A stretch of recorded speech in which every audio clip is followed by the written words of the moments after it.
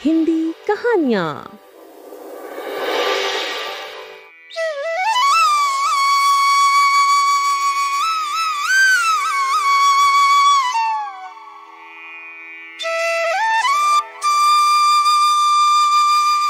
रामपुर नाम के एक गांव में किशोर नाम का एक गरीब किसान अपनी पत्नी राधा और अपने 2 बच्चों के साथ रहता था। खेतों में कड़ी मेहनत के बाद भी उसके परिवार में 2 वक्त के खाने के लाले पड़े थे। वो अपने परिवार के खातिर गांव के ही एक अमीर साहूकार चंद सेठ से कर्ज लेने को मजबूर था। साहूकार की नीयत ठीक नहीं थी। वो कर्ज के बदले में लोगों के खेतों के कागजात अपने पास जमा ले लिया करता था। ऐसे ही जब किशोर साहूकार के पास पहुँचता है। चंद सेठ, आओ आओ किशोर। सेठ, मेरे घर में अन्न का एक दाना भी नहीं है। परिवार पिछले कई दिनों से भूखा है। इस बार बेमौसम बारिश में सब फसल खराब हो गए। अरे भाई, तो मैं क्या करूं इसमें? तुम्हारे फसल ठीक करके दूं? सेठ, विनती है कि कुछ पैसे उधार मिल जाते तो। क्या बात करते हो भाई, बेमौसम बारिश मेरे लिए भी हुई, हमारी भी सब फसल खराब हो गई। मेरे पास पैसे नहीं है तुम्हें देने को। नहीं साहब, ऐसा मत कहिए, बहुत उम्मीद से आपके पास आया हूँ, कुछ मदद। अच्छा चलो, तुम्हारे परिवार का मुंह देख के कुछ उधार दे देता हूँ, पर भाई लौटाओगे कैसे? और धीरे धीरे साहूकार किशोर के सारे खेत अपने कब्जे में ले लेता है। अब वो किशोर को कर्ज देने में आनाकानी करने लगा। एक दिन किशोर अपनी पत्नी से कहता है, मैं क्या करूं राधा, कुछ समझ में नहीं आ रहा। जमीन के छोटे से टुकड़े बचे थे, वो भी साहूकार ने ले लिया। तुम चिंता मत करो, साहूकार के पास जाकर कहो वे कुछ और पैसे हमें दे दें, उससे हम कोई छोटा व्यापार करेंगे। व्यापार से जो पैसे आएंगे उससे घर के खर्च पूरे हो जाएंगे। किशोर को अपनी पत्नी की बात अच्छी लगी और वो साहूकार के पास जाकर बोला, साहब, कुछ पैसों की जरूरत है, मिल जाती तो आपकी बड़ी कृपा होती। किशोर, तुम पहले से ही हमसे बहुत पैसे ले चुके हो, अब और पैसे हम तुम्हें नहीं दे सकते। लेकिन साहब, आपने तो कहा था कि सारे जमीन के कागजात हमें दे दो, जरूरत पड़ने पर तुम्हें और पैसे दे देंगे। किशोर, तुम्हारे जमीन ही कितने थे कि तुम्हें और पैसे चाहिए? अब और पैसे नहीं दे सकता हूं। साहब, मेरे बच्चे 2 दिन से भूखे हैं, मुझ पर दया कीजिए। साहूकार गुस्से में अपने कुर्ते की जेब से 5 रुपए की नोट निकालकर किशोर को देते हुए कहता है, ये लो, अब यहाँ मत आना, तुम यहाँ आकर मेरा समय बर्बाद करते हो। तुम्हें कोई काम धंधा तो है नहीं, आ जाते हो दिमाग खराब करने। किशोर बड़े ही दुखी मन से साहूकार से पैसे लेकर वहां से जाने लगता है। तो साहूकार सोचने लगता है कि क्यों ना इसे कह दूं कि तुम मेरे पैसे दे दो और अपनी जमीन वापस ले लो।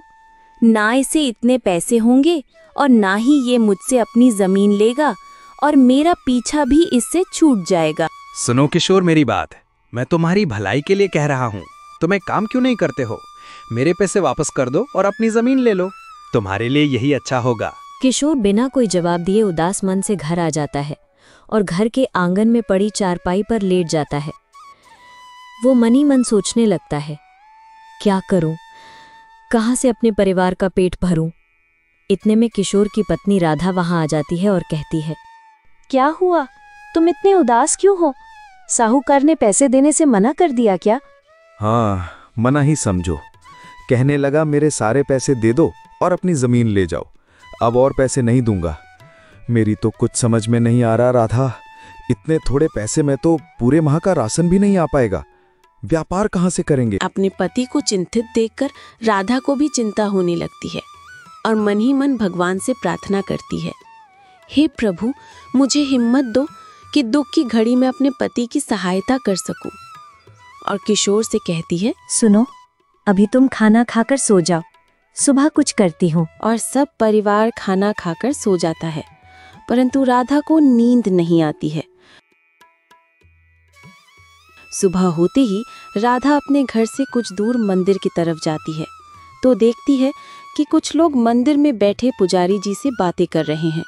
राधा भी पुजारी जी से अपनी बातें कहती है। बाबा, मैं आज बहुत उम्मीद से आपके पास आई हूँ, मेरी मदद कीजिए। बेटी, मैं सब जानता हूँ, तुम्हारे घर में पैसों की बहुत तंगी है और अब कोई विकल्प नहीं सूझ रहा। हाँ बाबा, मेरे पति साहूकार से मदद मांगने गए पर उन्होंने भी मना कर दिया। बाबा, मेरे परिवार की मदद कीजिए। साधु राधा की बात सुनते हैं और कुछ सोचकर वहीं पेड़ से बंधे एक घोड़े की तरफ इशारा करते हुए कहते हैं, बेटी, तुम ये घोड़ा ले जाओ, तुम्हारे काम आएंगे। राधा बिना कुछ सोचे पुजारी जी का आशीर्वाद समझकर पेड़ से बंधा घोड़ा अपने घर ले आती है। किशोर जब घोड़ा देखता है तो कहता है, ये घोड़ा कहाँ से लाई राधा? पुजारी जी ने दिए हैं। इस घोड़े का हम क्या करेंगे? इस घोड़े की मदद से हम जंगल से लकड़ी लाकर शहर में बेचेंगे और उससे जो पैसे आएंगे उससे हमारे घर के खर्च पूरे होंगे। किशोर को राधा की बात अच्छी लगी और वो घोड़ा लेकर जंगल के तरफ चल दिया। किशोर जब जंगल से लकड़ी काटकर घोड़े पर रखकर शहर में बेचने गया तो उसे कुछ पैसे मिले, जिससे वो कुछ सामान लेकर घर आया और बोला, राधा, ए राधा, आज मैं बहुत खुश हूँ। आज खाने में कुछ मीठा बनाओ। क्या हुआ? क्यों इतना खुश हो रहे हो? तुम्हारे कहने पर आज मैं लकड़ी बेचने शहर गया था और देखो ना, सारे लकड़ी बिक गए। खाने में कुछ अच्छा बना। क्यों नहीं, जा रही हूँ। और राधा जल्दी जल्दी खाना बनाती है और सबके लिए खाना लाती है। सब परिवार मिलकर खाना खाते हैं।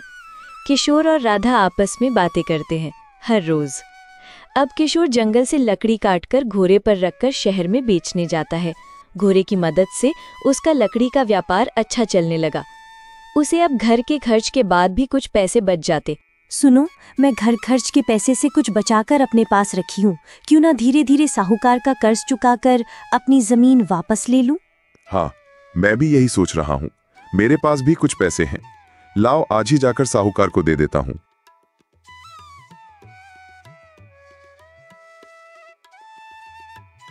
साहब, आओ आओ किशोर, बहुत दिनों के बाद आए हो।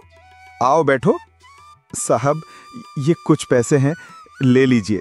मैं अपनी जमीन वापस लेना चाहता हूँ। इतना कहकर वो साहूकार की तरफ पैसे बढ़ाता है। साहूकार किशोर से पैसे लेकर गिनता है और कहता है, ये क्या किशोर, इतने थोड़े से पैसे? इतने पैसे में ही मैं तुम्हारी सारी जमीन वापस कर दूं? अरे नहीं नहीं साहब, मैं ये कह रहा था कि थोड़े थोड़े कर मैं आपकी पूरी रकम अदा कर दूंगा। अच्छा अच्छा, ऐसी बात है तो ठीक है। ऐसा कहते हुए चंद सेठ किशोर से पैसे लेकर रख लेता है और मन में सोचने लगता है कि आखिर किशोर के पास इतने पैसे कहाँ से आए, मुझे पता लगाना होगा। साहूकार ये जानने के लिए बेचैन होने लगता है और अपने दोनों नौकरों रामू और बिरजू से कहता है, रामू, बिरजू, कहाँ मर गए दोनों? जल्दी इधर मेरे पास आओ। हाँ हाँ हाँ, जी मालिक। आज किशोर आया था, वो कुछ पैसे देकर गया है, अपनी जमीन वापस लेना चाहता है। तुम लोग पता करो कि वो इतना पैसा कहाँ से लाता है। जी मालिक, आज ही जाकर पता कर लूंगा। और दोनों नौकर वहां से चले जाते हैं। इधर किशोर लकड़ी बेचकर अच्छा पैसा कमा ले रहा था, जिससे वो घर खर्च के बाद अपना कर्ज भी चुका रहा था। एक दिन साहूकार के पास नौकर आया और बोला, साहब, किशोर को एक घोड़ा लेकर बाजार में लकड़ी बेचते देखे हैं। एक दिन चंद सेठ किशोर का पीछा करते हुए बाजार गया तो देखा किशोर एक घोड़े पर बहुत सारी लकड़ियां लेकर बाजार में घूम घूम कर बेच रहा है। तो वो वहां गया और बोला, ये सारी लकड़ियां कितने की हैं? अरे साहब, आपसे क्या कहूँ, 20 रुपए दे दीजिए।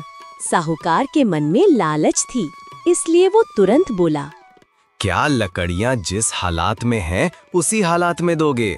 हाँ साहब, पैसे ले रहा हूँ तो दूंगा ही। तो चलो मेरे घर पर वहीं लकड़ियां रख देना। किशोर चंद सेठ के पीछे पीछे चल देता है। जब चंद सेठ के घर पहुंचता है तो किशोर कहता है, हाँ सेठ, लकड़ियां कहाँ पर रख दूं? यह कहते हुए किशोर घोड़े से लकड़ियां उतारकर रख देता है और अपना घोड़ा लेकर जाने लगता है। तो साहूकार कहता है, ये क्या किशोर, घोड़े को कहाँ ले जा रहे हो? वहाँ पर बात हुई थी कि लकड़ियां जिस हालात में है उसी हालात में दोगे, तो इस तरह घोड़ा मेरा हुआ ना? ये आप क्या कह रहे हैं साहब? इस तरह की बात कब हुई कि आप मेरा घोड़ा भी ले रहे हैं? ऐसी बात होती तो मैं आपको लकड़ियां क्यों बेचता? ऐसी ही बात हुई थी। यह कहकर गुस्से में साहूकार किशोर से घोड़े की रस्सी पकड़कर वहीं आंगन में एक पेड़ से बांध देता है। तो किशोर कहता है, इस तरह मैं अपने घोड़े को नहीं दूंगा सेठ। चलिए सरपंच के पास चलते हैं, वे जो कहेंगे वही होगा। सरपंच चंद सेठ का दोस्त था। चंद सेठ सोचा, सरपंच तो मेरा ही दोस्त है, वे जो भी कहेगा मेरे ही हक में कहेगा, और खुशी से बोला, हाँ हाँ चलो भाई, जो वे कहेगा वही माना जाएगा, चलो चलते हैं। और दोनों मिलकर गांव के सरपंच रतनलाल के पास जाते हैं और अपनी अपनी बातें कहते हैं। उन दोनों की बातें सुनने के बाद रतनलाल सोचता है कि चंद सेठ और हमारी दोस्ती बहुत पुरानी है, इस किशोर के चक्कर में दरार न आ जाए। ये सोच वो बोलता है, सुनो किशोर, तुम्हें ये घोड़ा चंद सेठ को दे देना चाहिए। तुम दोनों की यही बातें हुई थी ना कि लकड़ी जिस हालात में है उसी हालात में दोगे। अगर ऐसी बातें हुई हैं तब तो भाई लकड़ियों के साथ घोड़ा भी चंद सेठ का हुआ। मेरा फैसला तो यही है कि तुम घोड़ा चंद सेठ को दे दो। मैं भी तो तब से यही समझाए जा रहा था, पर यह है कि मानने को तैयार ही नहीं हो रहा है। किशोर बड़े ही दुखी मन से घर की तरफ चल देता है और रास्ते में सोचने लगता है, अब मैं क्या करूँगा? राधा क्या सोचेगी कि मैं उसका घोड़ा भी बेच आया? ये सोचते सोचते वो घर पहुंच जाता है तो राधा की नजर उस पर पड़ती है और राधा कहती है, तुम्हारे साथ घोड़ा नहीं है, घोड़े को कहाँ छोड़ आए? वो राधा, आज मैं जब लकड़ी लेकर बाजार गया तो साहूकार मिला और वे लकड़ियों के साथ हमारा घोड़ा भी ले लिया। ये कहते हुए किशोर सारी कहानी बता देता है। ये सुनकर राधा कहती है, कोई बात नहीं, तुम वो पैसे मुझे दे दो। कल मैं बाजार से एक घोड़ा लाऊंगी और लकड़ियां बेचने भी मैं ही जाऊंगी। सुबह होते ही राधा बाजार जाकर एक घोड़ा ले आती है और जंगल से लकड़ियां लेकर बाजार में बेचने जाती है। राधा को लकड़ियां बेचते साहूकार देख लेता है। उसके मन में फिर से लालच आ जाती है और वो राधा के पास जाकर कहने लगता है, कितने की ये सारी लकड़ियां हैं? साहब 20 रुपए की। क्या ये लकड़ियां जिस हालात में हैं उसी हालात में दोगी? राधा समझ जाती है कि यही साहूकार हैं और मन ही मन खुश होती है कि अच्छा, तो तुम ही मेरे पति को मूर्ख बनाए हो, आज मैं तुम्हें सबक सिखाती हूँ। और कहती है, हाँ साहब, क्यों नहीं, पैसे ले रही हूँ तो लकड़ियां भी दूंगी ही। साहूकार मन ही मन प्रसन्न होता है और सोचता है, चलो आज मेरी बातों में आकर फिर से एक इंसान मूर्ख बन गया। अच्छा है, आज फिर मुझे एक घोड़ा मिल जाएगा और एक अकेली औरत करेगी भी क्या। मन में खुश हो कहता है, जय हो भगवान, जय हो। सुनो, ये लकड़ियां चलकर मेरे घर तक छोड़ दो। जी साहब। आगे साहूकार और पीछे पीछे राधा साहूकार के घर की तरफ जाने लगते हैं। राधा मन ही मन मुस्कुराती है, सोचती है, हमें मूर्ख बनाने चले थे, अब देखो कौन किसको मूर्ख बनाता है। इतने में साहूकार का घर आ जाता है और राधा लकड़ियां घोड़े से उतार देती है और घोड़ा लेकर जाने लगती है। तो साहूकार कहता है, अरे घोड़ा कहाँ ले जा रही हो? घोड़ा उस पेड़ में बांध दो, क्योंकि पहले ही बात हो चुकी थी कि लकड़ियां जिस हालत में है उसी हालत में दोगी। जी साहब। ये कहते हुए राधा घोड़े को पेड़ से बांध देती है और अपने पैसे मानते हुए पूछती है, साहब पैसे जिस हालात में है उसी हालात में देंगे ना? हाँ हाँ, बिल्कुल उसी हालात में देंगे। ये कहते हुए साहूकार अपनी तिजोरी से पैसे निकालने लगता है। बीच में ही राधा बोल पड़ती है, ये क्या साहब, आपने तो कहा था कि जिस हालात में पैसे होंगे उसी हालात में देंगे। हाँ तो उसी हालात में तो दे रहा हूँ। नहीं नहीं साहब, आप उस हालात में कहाँ दे रहे हैं? उस हिसाब से तो ये पूरा मकान मेरा हुआ ना। ये सुनकर चंद सेठ गुस्से से आग बबूला हो जाता है और कहता है, ए राधा, तुम्हारे पास थोड़ा भी दिमाग है या नहीं? क्या बकवास कर रही हो तुम? मैं बकवास नहीं कर रही हूँ साहब, आपने लकड़ी जैसे मांगी वैसे दी, अब मैं भी पैसे जैसे मांग रही हूँ वैसे ही आपको देने होंगे। ये सारी बातें पहले ही हो चुकी है। बस अब बहुत हो गया, तुम अपनी लकड़ी और घोड़ा ले जाओ, मुझे नहीं चाहिए।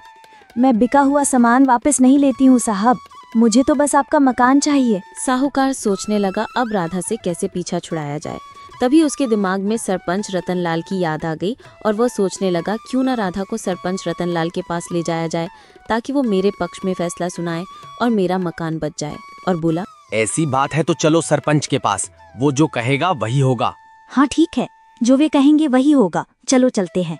इस तरह दोनों सरपंच रतनलाल के पास जाते हैं और अपनी अपनी बातें रतनलाल को सुनाते हैं। रतनलाल दोनों की बातें सुनकर सारी कहानी समझ जाता है और सोच में पड़ जाता है कि अगर इस बार मैंने दोस्ती बचाने की कोशिश की तो मेरी बहुत बदनामी होगी। इस बार हमें सच का साथ देना होगा। ऐसा सोचकर वो कहता है, देखो चंद सेठ, राधा सही कह रही है, पर फिर भी अगर तुम अपना घर नहीं दे सकते हो तो राधा से पूछ लो कि इसके बदले में उसे कुछ और चाहिए तो दे दो।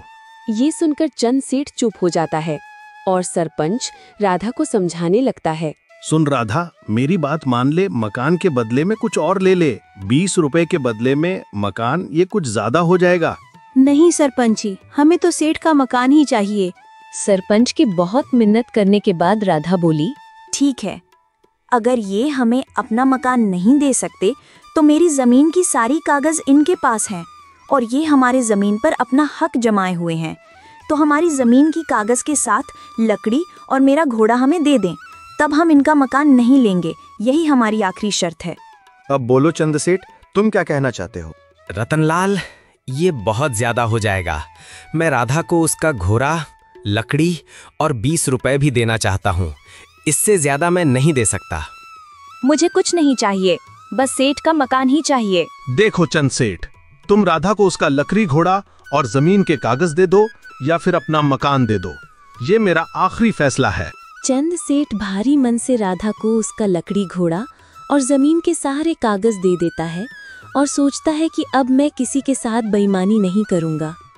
इधर राधा चंद सेठ से अपना लकड़ी घोड़ा और जमीन के सारे कागजात लेकर घर चलाती है और अपने पति किशोर और बच्चों के साथ खुशी खुशी रहने लगती है।